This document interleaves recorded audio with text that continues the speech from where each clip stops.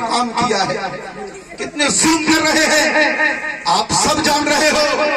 میں تبھی تو کہتا ہوں پیارے مسلمانوں بھائیوں سے، اپنے ان سے کہنا چاہتا ہوں، اپیل کرتا ہوں کہ میرے بھائی جہاں دین کی بات آئے تو میدان میں ایک ساتھ اتر جانا، ایک ساتھ اتر جانا، اور یہ بتا دینا کہ نشے من یاد آتا ہے وہ منظر یاد آتا ہے، نشے من یاد آتا ہے وہ منظر یاد آتا ہے، مجھے اپنے وطن میں میرا گھر یاد آتا ہے، اور ہم ہزاروں ہو کر بھی اپنے گھٹنے ٹیک بیٹھے ہیں، مجھے تو 313 کا وہ لشکر یاد آتا ہے۔ پھر اس نے یار جانے اپنے آپ کو، پہچانے اپنے آپ کو، زمانے کی نظریں ٹکی ہوئی ہیں، پاک پروردگار فلسطین کے مسلمانوں کی جان کی، مال کی، ایمان کی حفاظت فرمائے۔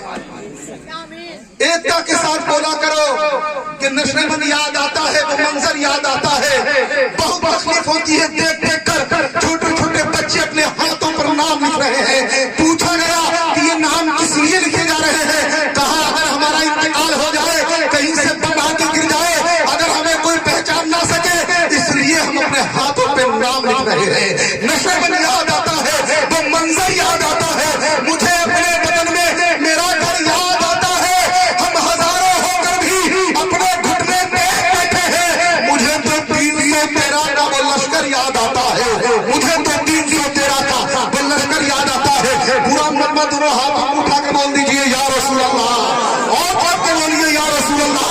پہلے زمزم سے زباں اپنی دھلا کرتی ہے، تتلیاں نام محمد جو لیا کرتی ہے، مچھلیاں سمندر کے کنارے آ کے مجھ سے نعتیں سرکار دو عالم سنا کرتی ہے، اور جن کے مکانوں پر لکھا ہو میرے غوث کا نام، برکتیں ان کے مکانوں میں رہا کرتی ہیں، برکتیں ان کے مکانوں میں رہا کرتی ہیں۔ جب کوئی کسی کو دیکھا جاتا ہے تو دل بہت اندر سے روتا ہے۔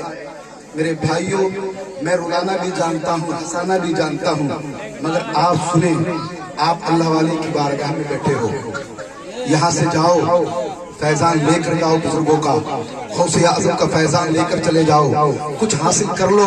میرے بھائی کچھ نہیں رکھا، ہماری اور آپ کی نظریں دنیا کے لوگوں کے اوپر ٹکی ہوئی ہیں، یہ نظریں بغداد کے غوث اعظم کی طرف لگا لو، یہ نظریں سیدنا صدیق اکبر کی طرف لگا لو، یہ نظریں سیدنا حضرت عمر فاروق کی طرف اٹھا لو، یہ نظریں داماد رسول کی طرف اٹھا لو، وہ داماد رسول ہیں، مسجد نبوی کی گلیاں ہیں، آقا کا شہر ہے۔ میرے بھائی وہ امام حسین کے بابا جان ہیں کہ مدینہ منورہ کی گلیوں میں بیٹھے ہیں، ہاتھوں میں ایک ہاتھ میں گلاس ہے پانی کا، دوسرے ہاتھ میں سوکھی ہوئی روٹی ہے۔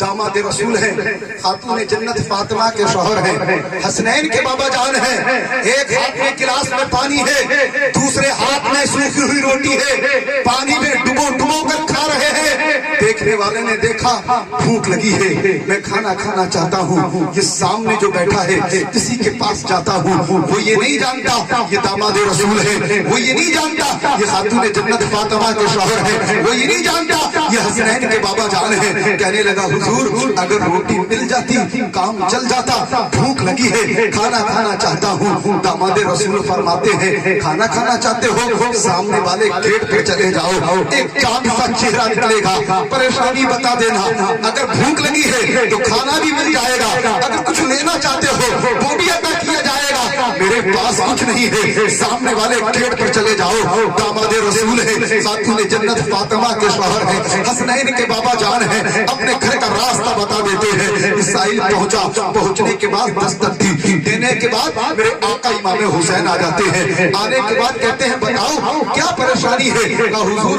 بھوک لگی ہے، جو سامنے بیٹھ کر پانی میں ڈبو ڈبو کو روٹی کھا رہا ہے اس نے آپ کے گھر کا پتہ بتایا ہے۔ میرے امام نے اتنا سنا، دسترخوان لگایا، بھر پیٹ کھانا کھلایا، جب یہ جانے لگا تو میرے امام فرماتے ہیں بتاؤ اور کوئی چیز چاہیے؟ کہا نہیں مجھے کچھ نہیں چاہیے، جس نے اس گھر کا پتہ بتایا ہے تھوڑا کھانا اس کے لیے دے دیجئے۔ میرے آقا امام حسین کی آنکھوں میں آنسو آ جاتے ہیں، میرے امام فرماتے ہیں جس نے اس گھر کا راستہ بتایا وہ کوئی اور نہیں میرے بابا جان مولا علی ہے، قیامت تک علی کے لال کا فیضان باقی ہے، زمانہ اللہ دشمن ہو مگر ایمان باقی